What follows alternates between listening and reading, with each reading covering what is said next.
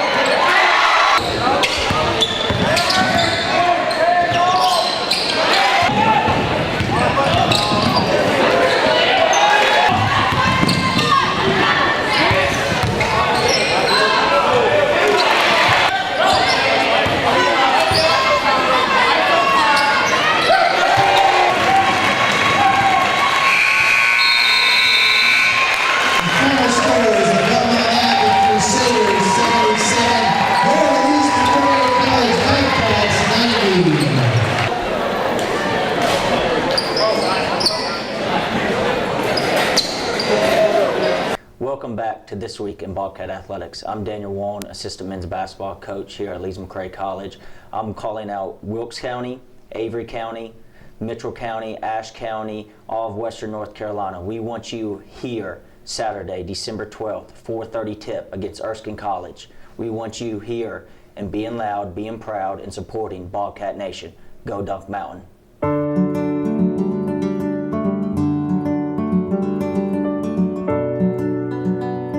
Hi, and welcome back to This Week in Bobcat Athletics. I'm Vice President Craig McPhail, and I've got our men's basketball coach, Steve Harden, here today. Coach, we learned little lessons early on, and now it's paying huge dividends. Talk to me a little bit about this run that we've had in the last couple of games and what you've seen from the team and what makes you really kind of excited about the future.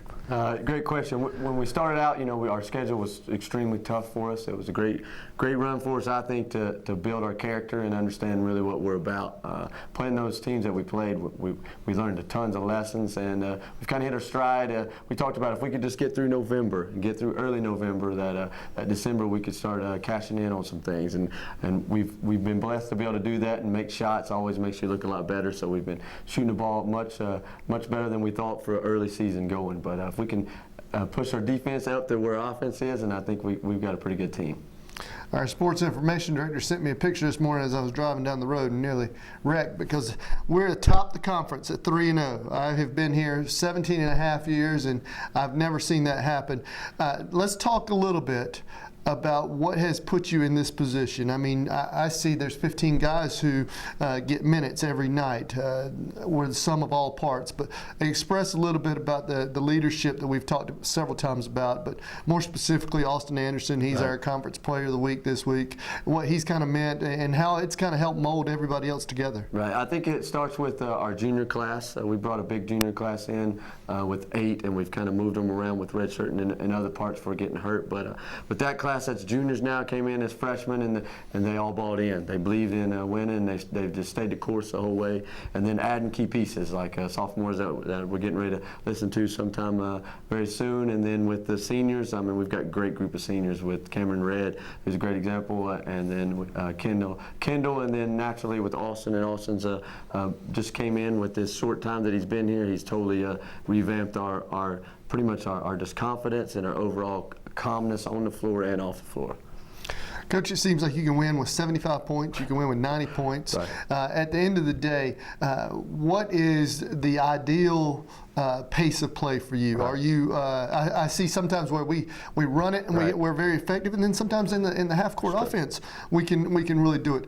Where is your style of play to fit this group right now? I think this team is a great look at. Naturally, we play a lot of people, so you're going to have ups and downs on when guys come in and out. And when we're 15 strong, you never know who's going to help you. So that sometimes takes some time to see during the game. But for the most part, I think we're a little fusion between Syracuse and Louisville. You know, we can put points up, but we play a lot of different defensive. But at the same time, I feel like we can win a game if it's in the low numbers as Syracuse does at times. Coach, as you have kind of gone through this, what has been the part that you've seen the team grow the most? You know, we go through the early season and we played some big teams and some big gyms, and now we're playing folks in our conference. Where have you seen the most growth from your team? I think naturally just team camaraderie. If you could have been on our bus ride home from Pfeiffer, it was so loud I don't think anybody could sleep.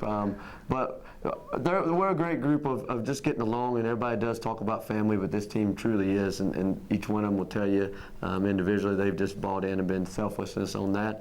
But I also think just our mental approach. I think on the floor we've calmed ourselves, and Austin does a great job of really keeping us poised on the floor. But I think that's probably been the key difference. Is, you know, we lost about 7 games with 5 to 4 points or less last year, and just that different part of being more, been in that situation before has helped us out. Coach, you got a big matchup this Saturday. We boys have got exams this week, and then we bring in a much improved Erskine basketball team to the High Country. Give us a little bit of your thoughts on this game and where that kind of can set you up as we kind of head into the Christmas break. I know we've got the trip to Puerto Rico, but for Bobcat fans, this will be the last chance to get to see the 2015 version before we move into 2016. What are you thinking about with Erskine coming up? First, just like Coach McPhail said, we'd love for everybody to come out. Naturally, the students will be mostly gone, so we need to pack out this den and make it huge for us because it is a big game. Erskine's playing really well. They got the leading scorer in the conference, averaging right at 24 points a game. They are long, they're more athletic than they've ever been, and they're playing a lot faster than they've ever been. So we're definitely going to have to defend and do the things that we've got to do and naturally make shots in order to keep this one tight and hopefully win it at the end. Well, Coach, thank you so much for sticking around. I'm interested to hear what Keegan and Josh have to say about the team and what they're going through and their experiences this year, so I'm looking forward to that. So thanks so much and good luck the rest of the way. Appreciate it. Thank you.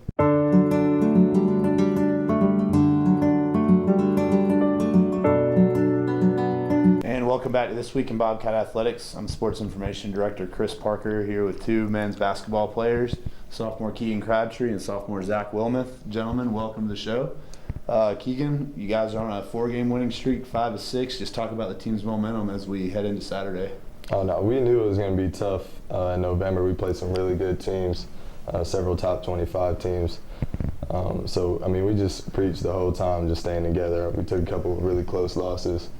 So that was really important, just staying together and getting after it in practice really pushed us. Once we got the first win, it was like a weight lifted off our shoulders. We got to play a little bit more loosely. And they got a huge win over Mount Olive, so that's kind of propelled us into the next couple wins. You guys go down to Pfeiffer, avenge the loss last year. Can you talk about Saturday's game? Well, I think for everybody, especially the returners, it was just huge to be able to get back the way we lost last year, along with building with like all the momentum going up into this, and with coaching, just like getting everybody in for them to contribute. It was really a great team win. I feel like really everybody contributed to it. Last year the motto was Dunk Mountain, but this year it just seems like you guys are shooting threes. You lead the conference by 43 pointers. You guys have hit 113 this year. Kind of was that the MO coming into the season, or is it just kind of how the team's progressed into this type of play? We talked about it a little bit last year, even in our meetings after last season. Coach was talking about how he wanted to change our style of play up a little bit, speed it up, and I think what he said was he wanted to get like almost 33s up a game. So that's really helped us this year. It helps us go on runs. We score a lot of points really fast, and we got everyone is willing to take that shot too. We don't have anyone that's scared to shoot the 3. So that's kind of became who we are. As Keegan touched on, you guys aren't afraid to shoot the 3. You and Key come off the bench, and Austin obviously shoots quite a few of them. What do you do to keep yourself just mentally prepared and warm just to go in, step on the court, and knock down a couple big buckets? Well, I think it's a big part just like staying mentally in the game, like the entire team on the bench, just staying focused and locked in throughout the entire game. And I mean, really, it's just all our hard work and practice and stuff, just being confident coming in and knocking down a couple shots. You guys get to play Erskine on Saturday, looking for your 5th win in a row. They, as Coach said earlier, they have the leading scorer in the conference. So offensively, you guys seem to be doing very well, averaging about 85 points a game. What are you guys going to have to do defensively to lock him down or at least keep him to a minimum? Just play solid, and we're our best in the way we play defense in the Fusion when we're just solid. When we talk a lot, it helps us get in the right positions better. So I think if we communicate and we're all in the right spot, then we'll be fine. As you heard Mr. McPhail speak earlier, we're in the holiday season. You guys got exams coming up, but then you get a big trip to Puerto Rico. Is that really set in, and what are you looking forward to? I mean, it has, but at the same time, it's kind of like just focusing on this week and the game Saturday. But I think it's going to be a great experience as far as like team bonding. And I mean, obviously, we're already like really close as a team, and we mesh really well. But I think it's a great chance to go play 2 pretty good teams and just to get away for a little bit. All right. A little bit off the basketball note, you're a sophomore coming in. What's been your biggest transition from a freshman last year to being a sophomore this year? I think the biggest difference between last year and this year is we worked in the preseason. I mean it was a lot different this year. I mean we had seniors this year who were pushing us on our own. We weren't able to work out with the coaches, so we were doing stuff like running at 5, 6 a.m. And that was just a big progression for our team overall from my freshman to sophomore year. And that helped us to gel a little bit better too, because we were doing that stuff on our own. Kind of to piggyback off of that, you're a sophomore this year, but 2 freshmen that really stick out are Jack and Trey. Kind of what has been your advice, or what has the team kind of taught them as coming in to play, like making the transition to collegiate ball? I think it's a big part. It's kind of just like your mindset. Like coming in as a freshman, you're going to be kind of like a little iffy on everything. If you make a mistake, you're more likely to get down on yourself because you feel like you haven't really like made a name for yourself yet. So it's just huge just to keep yourself up and like know that you're here for a reason, and like our coaches recruited you for a reason because you can play ball. All right.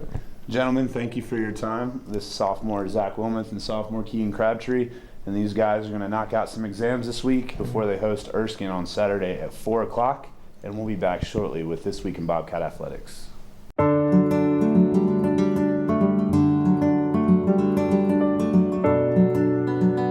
Welcome back. We're doing a little bit of a recap for this last week. Men's basketball picked up a pair of wins. They won here on Wednesday against Belmont Abbey, 90-77. They got down early, 25-10, as you heard earlier, but they picked up the pace and then just turned it on, put up a 3-point barrage. A fun little stat about the men's team: I believe they're 6 games straight with at least 11 3-pointers, and 4 of those they've hit at least 14.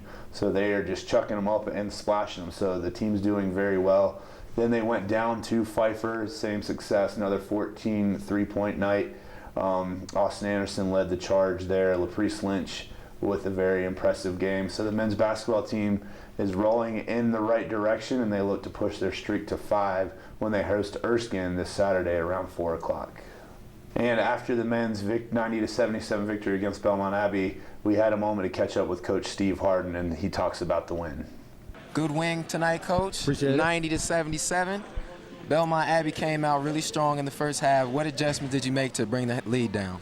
Well, we just had to work a little bit. That was one thing, that they came out shooting it really well, and they're a team that's dire trying to get wins, like all of us are. And so they came out playing pretty hard, and they made a lot of shots, and we struggled offensively. We only shot about 20-some% in the first half. I knew that would get going a little better if we could just turn up our defensive intensity, and we started doing that better.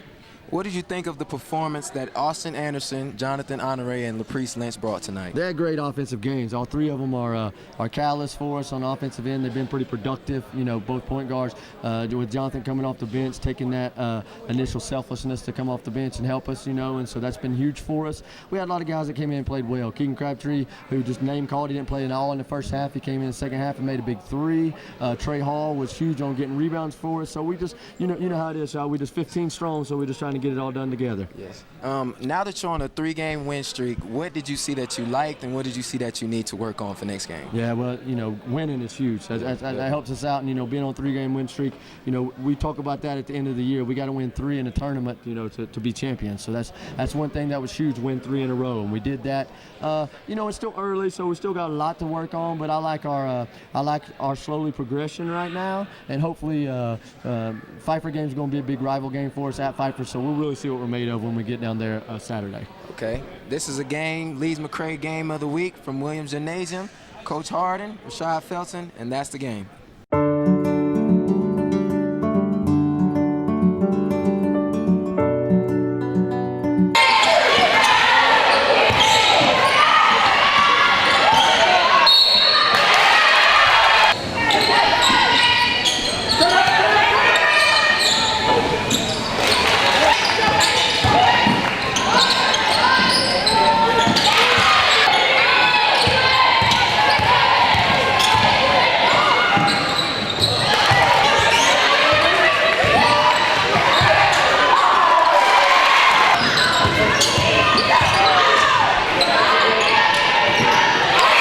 Hi, and welcome back to This Week in Bobcat Athletics. As Vice President of Athletics and Club Sports this holiday season, I'm thankful for a lot of things. And my wish list is limited, but I do hope our young men and women do well in the classroom for their exams. I do hope the Bobcat Nation fans continue to realize the great things that are happening here. Please come out and support us. Give up your time, your talents, or your treasures. Make a difference in these young people's lives, because I'm telling you, the impact is incredible. You could be a difference maker, and that's what we're looking for. Sure, a turf field's needed, an indoor training facility's needed. We just got another charter bus, so things are happening. But your help, your support, your dedication towards making Bobcat Nation better is what I wish for. Certainly, I wish for these young men and women to have a great Christmas holidays. I hope for them to be able to travel home safely, spend time with their loved ones, and be able to really appreciate the opportunity they've been given to be here in Banner Elk, North Carolina, and part of Avery County.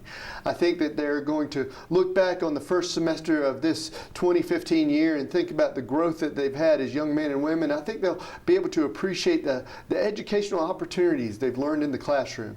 I want them to be very thankful for being a part of this beautiful area. The environment that we have here in Banner Elk, it's very safe and secure. It's an opportunity for you to grow and develop as a young man or woman, focusing on the 2 most important things you've come to school for, being a student athlete. I wish for a lot of great things, and I wish for the continued support of Bobcat Athletics, because as we sit in this room, it wasn't here a year ago. As we think about some of the great things that have been accomplished over the last 6 to 9 months, they weren't a part of it. And it wasn't because of a wish list.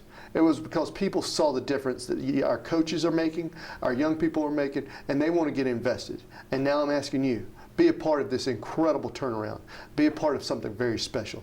Bobcat Nation and everyone else, I wish you a great holiday season and look forward to seeing you in 2016 with a lot of great news. Until then, take care.